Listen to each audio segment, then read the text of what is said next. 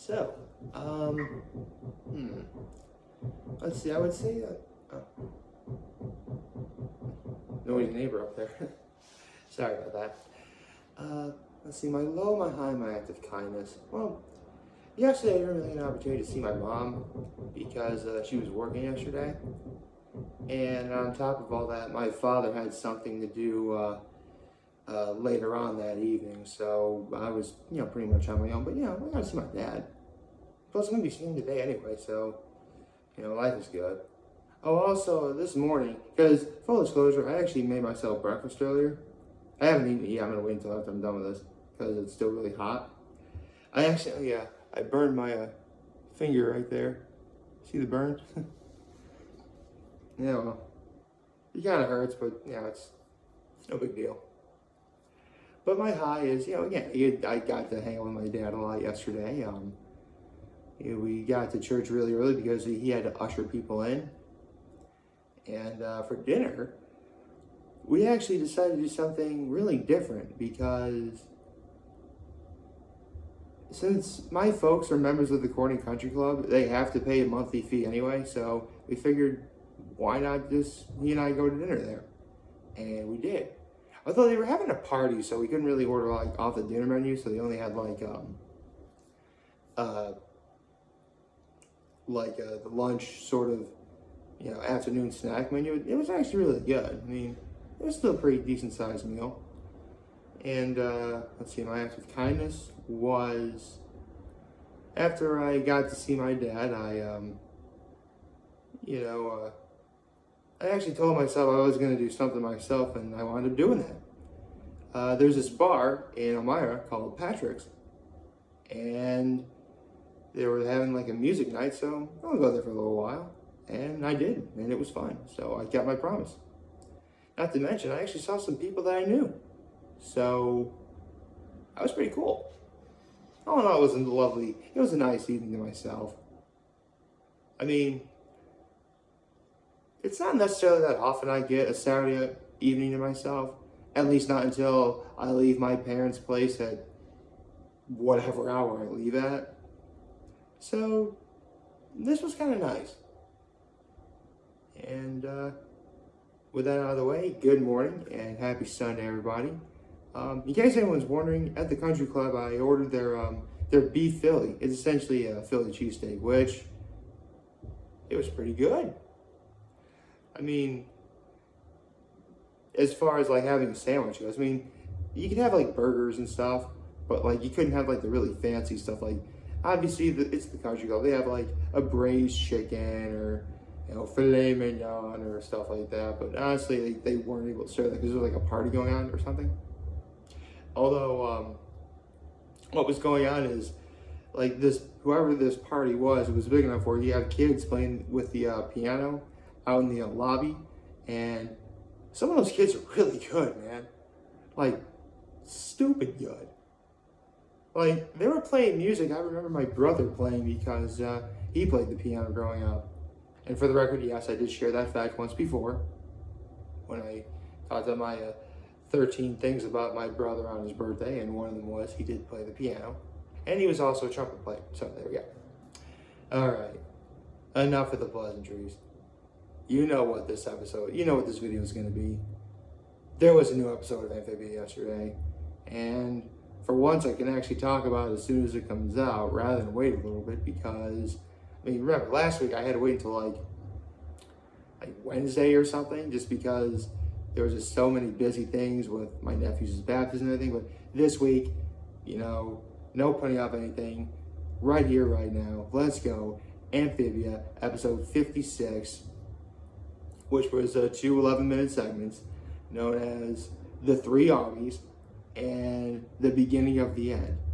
I wonder what's going to be happening in that one. Well, first of all, The Three Armies starts off with, the rebel forces have all gotten together. And so now, they're getting the Frog Army, the Toad Army, and the Newt Army. And they're all going to go after King Andreas, and, that was essentially going to be the plan. One problem, though. For a long time, and I am talking centuries here, frogs, newts, and toads have never gotten along. like ever. I mean, frogs really are more, working class, pacifist type farmer people. Meanwhile, you have newts who are really more advanced and strategic and obviously come across as kind of snooty. And then you have toads who are essentially big and brutish and, well, they think that their answer to hitting things is punching it. Their answer for things is punching something, is what I meant to say. Which, not bad philosophy, but I wouldn't necessarily agree with that myself. So, basically this whole segment really is the three armies, getting along. And eventually they do. Basically, it starts off with Anne trying to be like a coach, because she's really good at like bringing people together. But like every tactic she tries is like not working, to the point where like they're all fighting each other, getting their weapons right. And then Anne uses her superpowers and like cancels everybody out. And then she's like, okay, when you guys are ready to cooperate, I'll listen. So they do come up with a strategy. Basically, the Toad Army will distract the bulk of Andres' forces. Meanwhile, actually all three armies are gonna take care of the bulk of Andres' forces.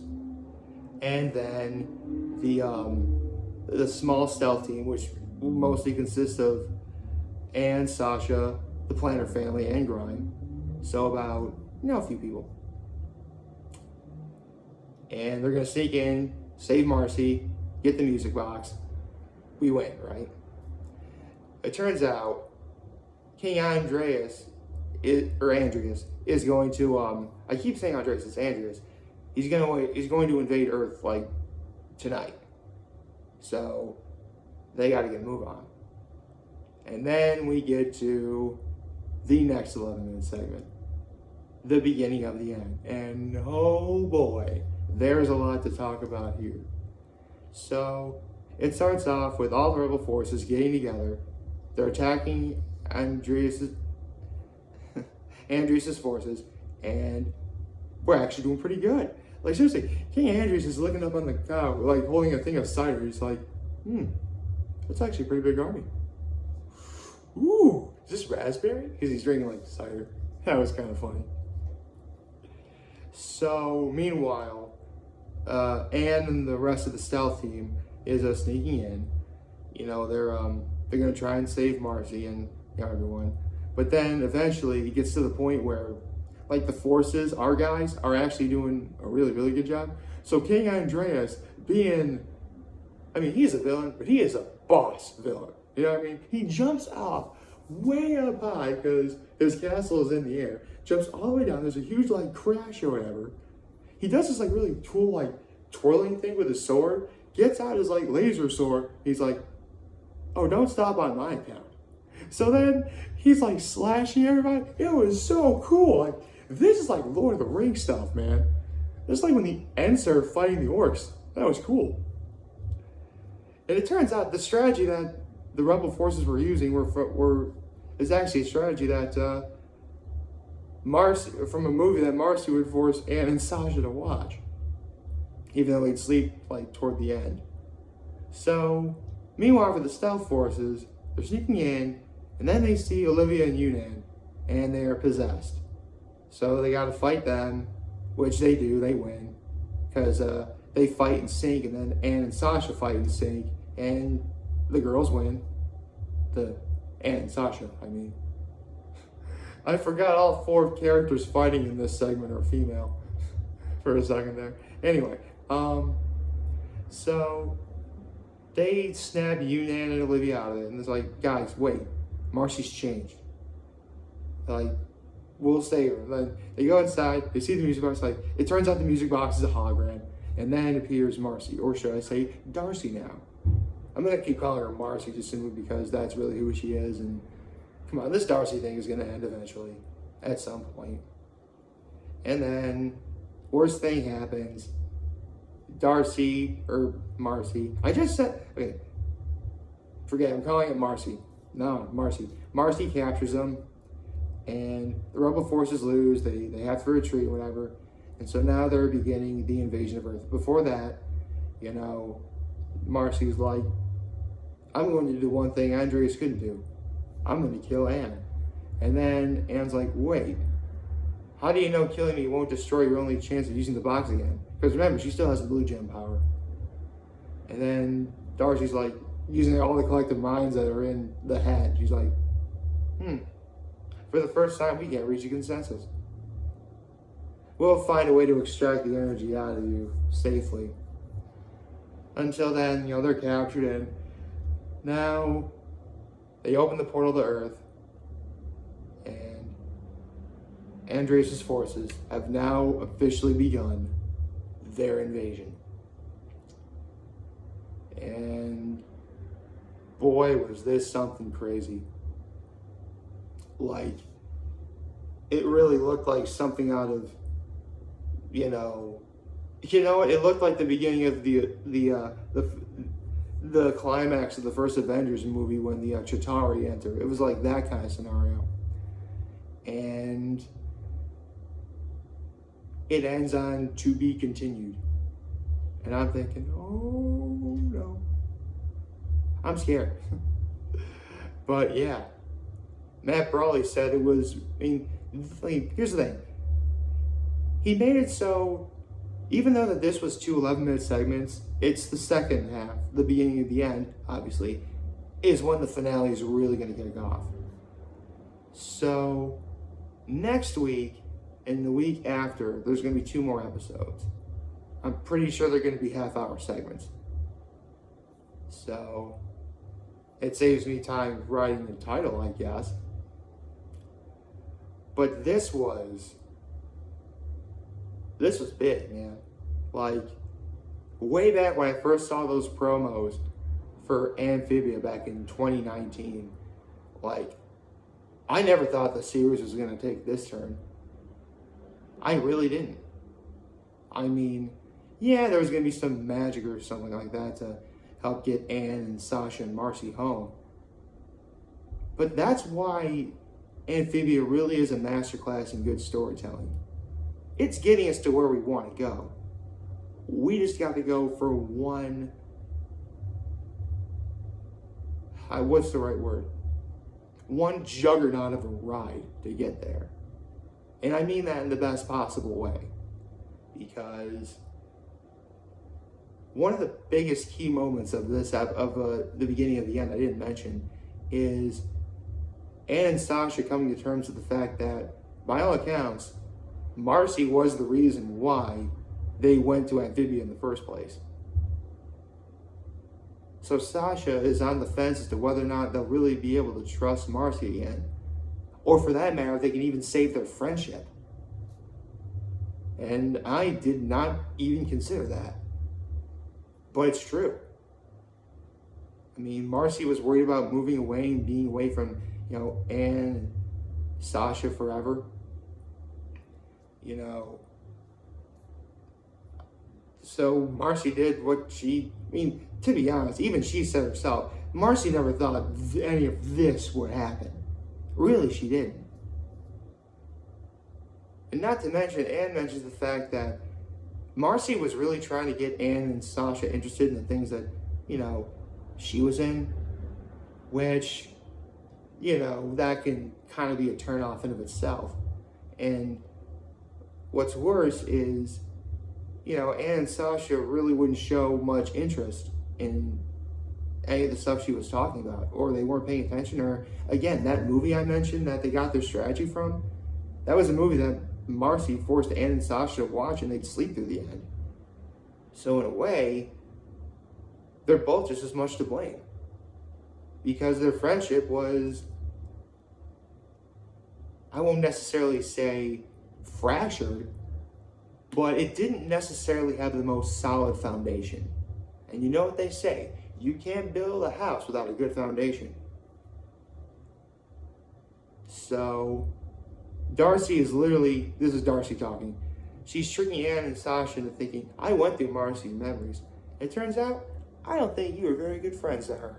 Obviously, she's trying to manipulate Anne and Sasha into giving up, of course. Of course, Anne's not going to fall for it. Why would she? You know, we've been following Anne literally through, well, in their time it was, months of their time, but for the last several years, real time, we've been following Anne's journey. She's come much too far to fall for any simple mind game trick like that. And that's honestly why I'm really feeling that Anne is one of my favorite, fictional characters, animated or otherwise. And the fact that Brenda Song and Anna Akana, especially throughout this episode, really hammer in the chemistry.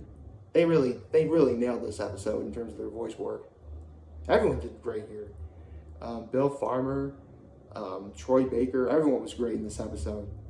And obviously Keith David is King Andreas. I mean, he always did have a big booming voice. All you gotta do is make him a villain. In fact, this isn't the first time he's been a Disney villain either, as he was also the Shadow Man in Princess and the Frog, another frog-related show. By the way, I'm not the only person who's pieced that together. Lots of people on the internet have. I just wanted to point that out just because, it was kind of neat. Actually, neat doesn't describe how great this show is. I love this show.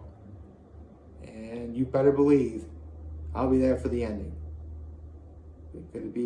Are we going to get 60 episodes or just 58? Whatever the case may be, I'm ready to go. So I hope you all liked this video. If you did, leave a like. If you want to see more of me, feel free to subscribe. I make a video every day. Been doing that since literally January 1st of 2018. Follow me on social media. I'm on TikTok. I'm on Twitter. I'm on Instagram. I'm on Facebook. I'm on YouTube, obviously. I'm on lots of different places. So you know where to find me.